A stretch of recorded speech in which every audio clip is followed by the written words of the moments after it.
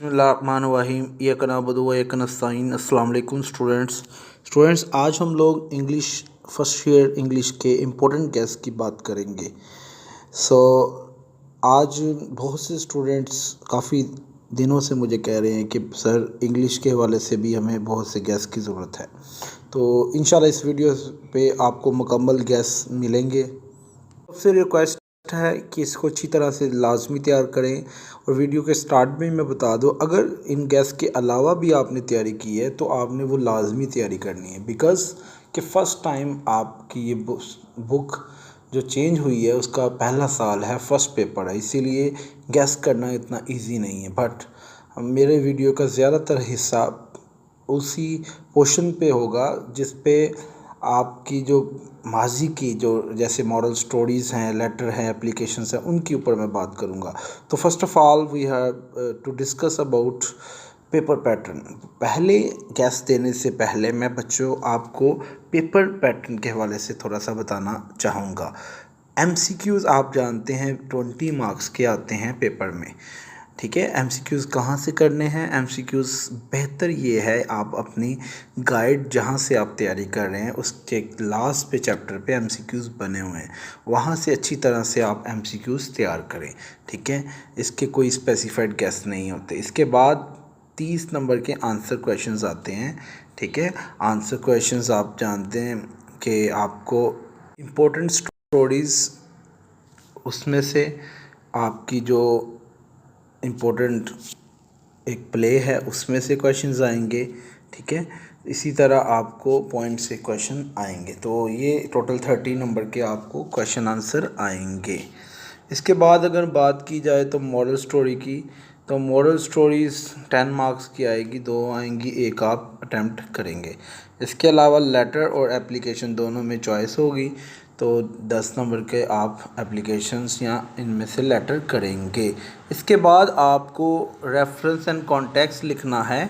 जैसे पोइम्स होती हैं उनका पोइम की आपको पोइट्री दी जाएगी और उसको आपने उसका रेफरेंस एंड कॉन्टेक्स्ट लिखना होता है। इसके बाद पेयर ऑफ वर्ड की बात करें तो वो भी 5 नंबर के आएंगे। इसके अलावा पंक्चुएशन जो आपने एक पैराग्राफ आता है उसके मार्क लिखने होते हैं। और लास्ट पे इम्पोर्टेंट 3 चीज़ ट्रांसलेशंस।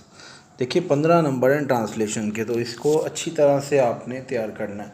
अब ये जो पेपर पैटर्न था, इसका पेपर पैटर्न में अब बारी बारी हम डिस्कस करेंगे। मैंने सबसे पहले मॉडल स्टोरी के गैस की बात की है, यहाँ पे मेंशन किए हुए हैं ये कौन कौन सी स्टोरीज़ बुक के अंदर। तो आप जानते हैं 25 प्लस स्टोरीज़ हैं, बट 25 प्लस स्टोरीज़ बुक में है, बट यहाँ पे मेरे जो गेस्ट हैं उसमें सबसे पहले जो स्टोरी है वो यूनियन एंड स्ट्रेंथ, ठीक है। वो फार्मर और उसके 3 सन होते हैं, ये स्टोरी बहुत फेमस है। अगर आपकी बुक में ये है तो ये करें। यूनियन इन स्ट्रेंथ मेरा गेस है कि ये पेपर में आ सकती हैं।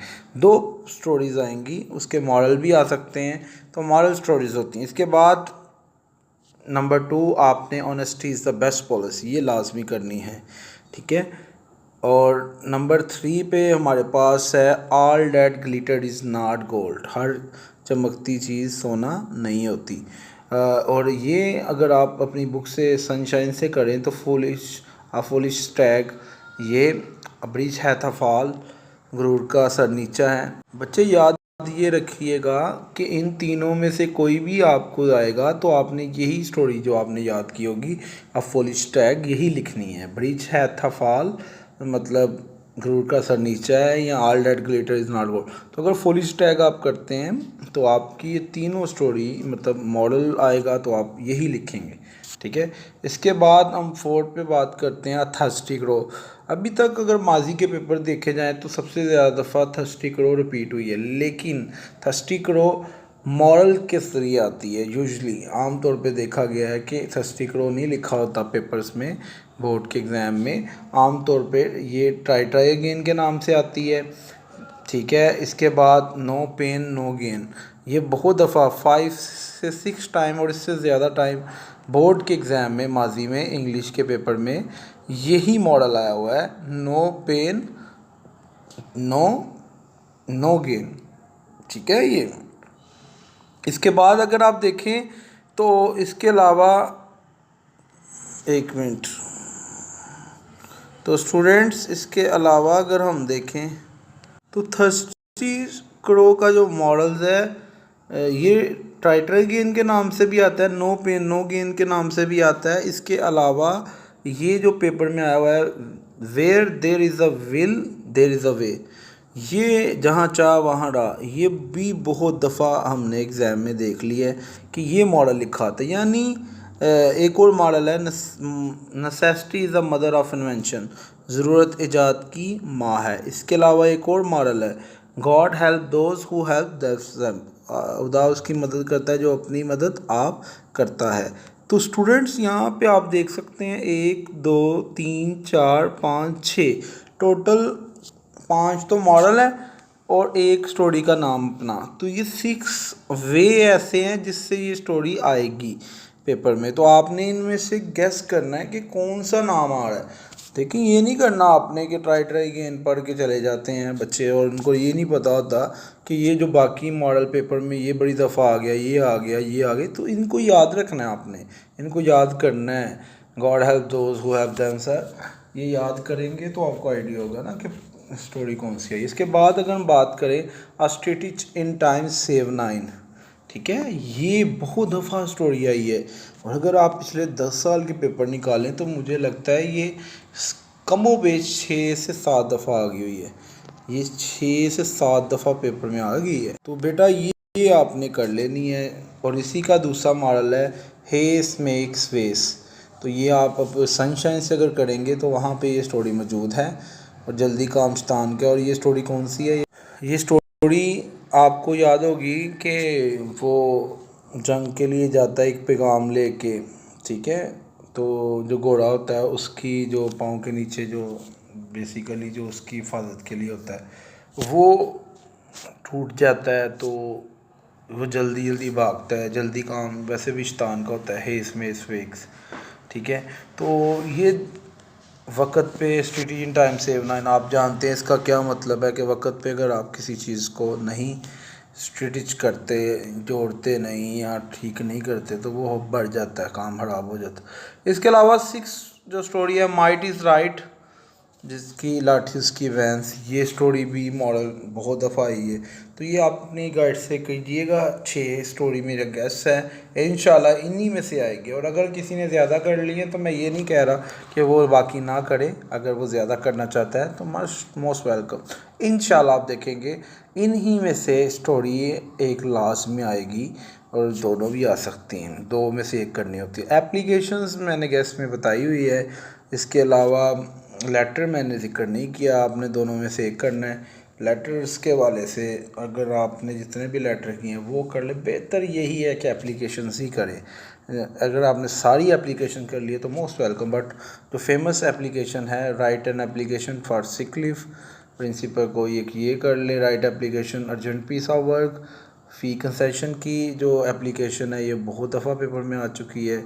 Issuance of certificate, character certificate कर लें। रीएडमिशन के वाले से आप लिख लें राइट एन एप्लीकेशन टू, आप अपॉलॉजी करना चाहते हैं प्रिंसिपल से for misconduct, so that is a 6 also the applications. ये एप्लीकेशंस अगर आप कर लेते हैं इंशाल्लाह इन्हीं में से आएगी। बट मेरा एक मशवरा है एप्लीकेशन का एक पूरा एक मेथड सीखें, कैसे एप्लीकेशन करनी होती है ये आप देखिए कि एप्लीकेशन लिखते कैसे हैं, ठीक है। स्टूडेंट्स चाहते हैं कि अच्छे नंबर वो इसके अलावा भी जो बुक में एप्लीकेशन है वो भी कर ले, लेकिन मेरा ये कहना है कि ये मस्ट करनी है आपने, ये इसको नहीं, इनमें से कोई स्किप नहीं करनी। तो ये तो हो गई एप्लीकेशंस और मॉडल स्टोरीज़। अब हम बात कर लेते हैं क्वेश्चन आंसर की, जो कि सबसे ज़्यादा पोर्शन है। तो कौन से क्वेश्चन आंसर आपको मस्ट करने हैं, फिर ट्रांसलेशन की बात करते हैं। ये सनशाइन मेरे सामने है, इसमें से इम्पोर्टेंट क्वेश्चन, ठीक है, वो कौन कौन से हैं वो मैं आपको बता देता हूँ। अगेन जो इम्पोर्टेंट क्वेश्चन नंबर 3 सनशाइन से आपकी जो टेक्स्ट बुक है, हाउ डिड हज़रत खतीजा सपोर्ट रसूल सल्लम both emotionally and financially, why was her support crucial during early year of his mission. एक बात लाजमी बता दूं, स्टोरी को अच्छी तरह भी ट्रांसलेशन भी पढ़िएगा। बहरहाल थर्ड आप क्वेश्चन मस्ट कीजिएगा। इसके बाद सबसे अहम क्वेश्चन जो मुझे नज़र आ रहा है वो है question number 4। What was the charter of Medina and how did it create a new system of governance that promoted fairness and equality. So students, charter of Medina इसको आपने मस्ट लाजमी इसको अच्छी तरह याद कर लेना है, ठीक है। इसको आपने मिस नहीं करना। तो ये मैं आपको बता रहा हूँ कि अच्छी तरह से इसको याद। क्वेश्चन नंबर 5 भी अगेन इम्पोर्टेंट है। Why was the Hijra migration from Mecca to Medina important for growth of Islam.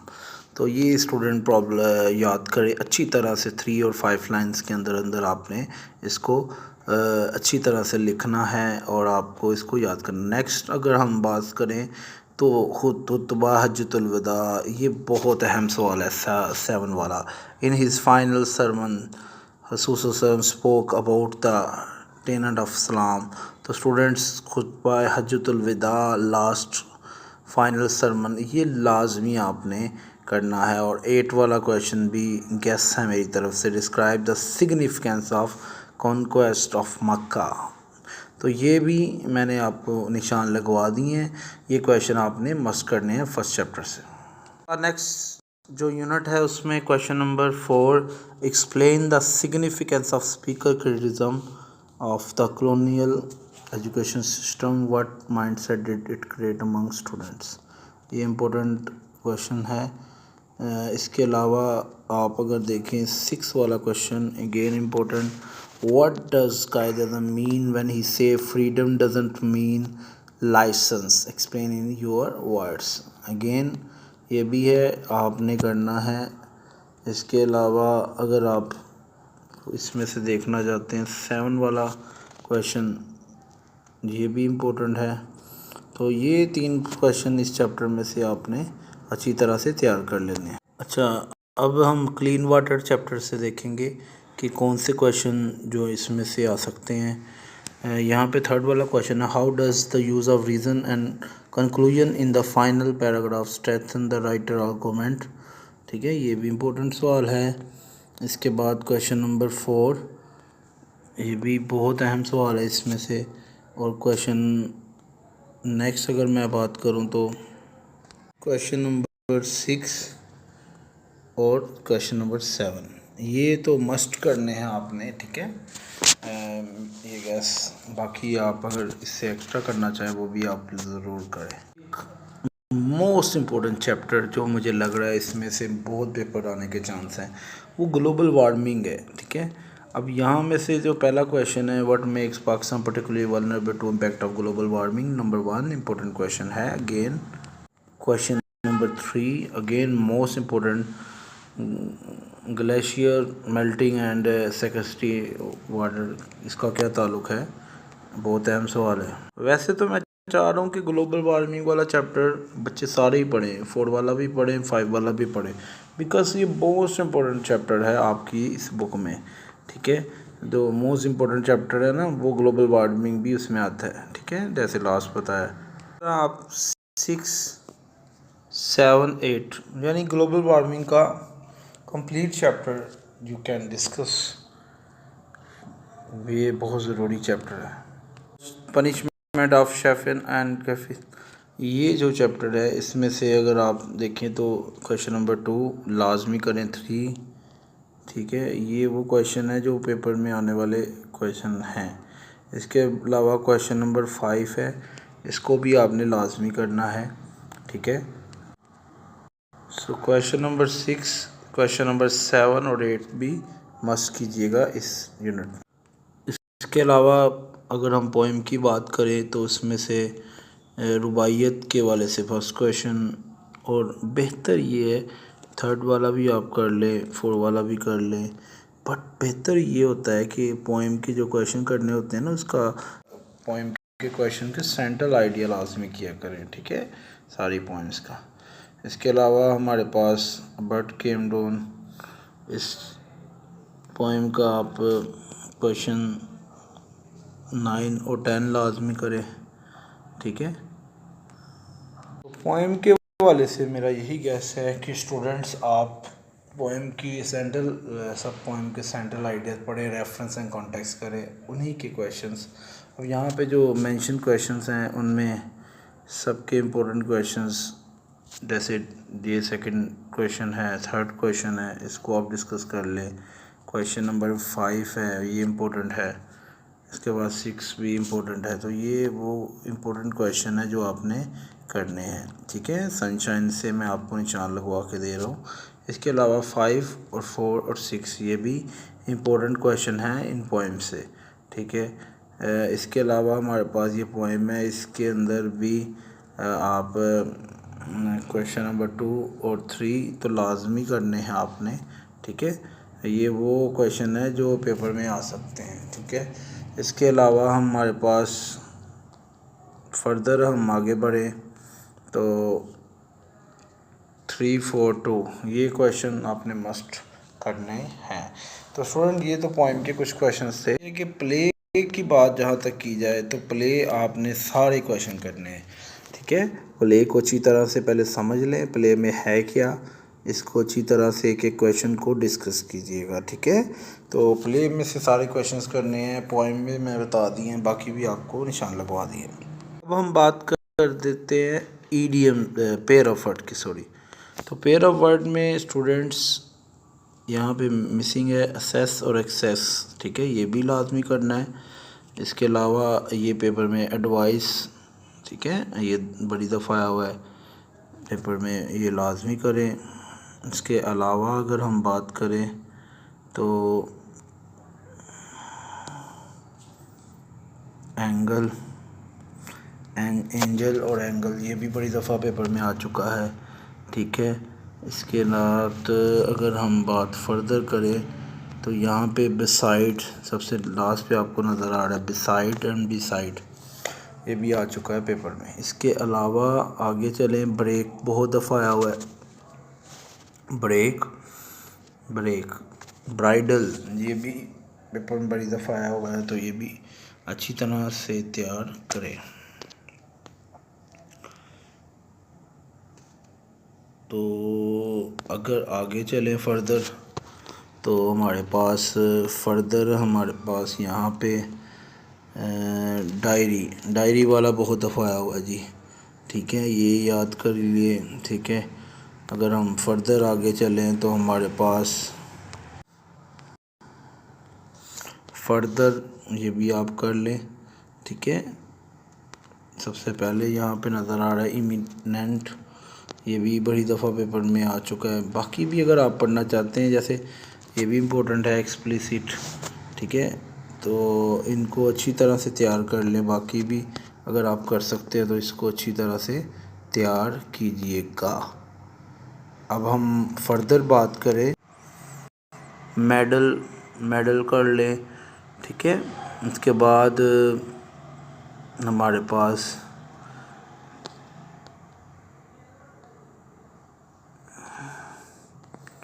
तो ये जितने भी हैं आपको बताए जा रहे हैं, ये पेपर में आ चुके हुए हैं, इम्पोर्टेंट हैं, ठीक है। ये रेन कर लें, साइड कर लें, रोल कर लें, स्टेशनरी कर लें।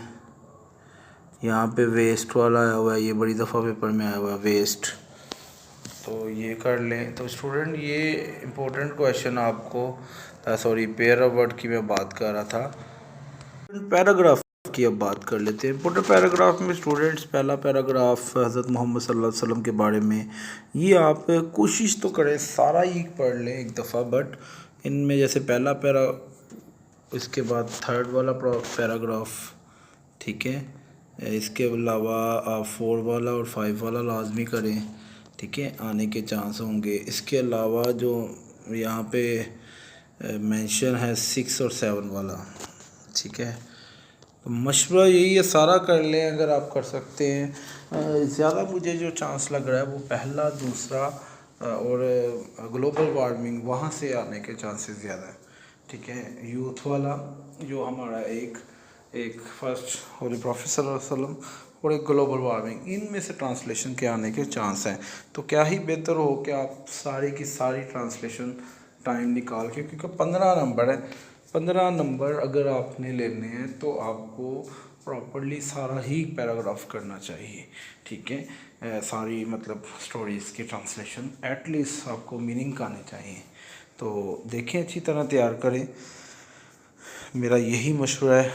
इंडिविजुअली बता तो मैं रहा हूँ, बट जैसे अभी यहाँ पे जो फ्रीडम की बात की गई है, ठीक है, यूथ के वाले से, ये इम्पोर्टेंट है, ये फ्रीडम वाला पैराग्राफ, ठीक है। तो मशवरा यही है कि सारा कर लें, बट मैं यहाँ पे बता रहा हूँ जैसे 3 वाला और 8 वाला ये इम्पोर्टेंट है, ठीक है।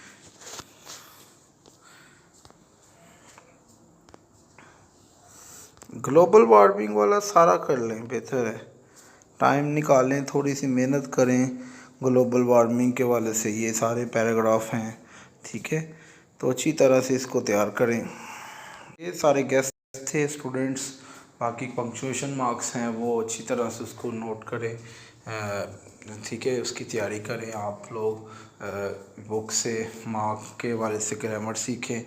तो best wishes for final examination, दुआओं में याद रखिएगा, और खासकर वीडियो को भी लाइक लाजमी कीजिएगा, ठीक है, और शेयर करें सब बच्चों तक। इंशाअल्लाह अल्लाह ताला नबी सल्लल्लाहु अलैहि वसल्लम से लाखों दुरूद व सलाम हो, अल्लाह ताला आप पर ख़ास फजल करम फरमाएगा और ज़रूर आप अच्छे नंबर से कामयाब होंगे। तो ये गेस्ट, इसके अलावा आपका कोई भी क्वेरीज़ हो, कोई क्वेश्चन हो, तो आप मुझसे मेरे व्हाट्सएप नंबर पे क्वेश्चंस कर सकते हैं। कुछ सीखना है, कुछ पूछना है, बाकी भी गेस्ट आप तक पहुंचाए जाएंगे इंशाअल्लाह। अल्लाह हाफ़िज़।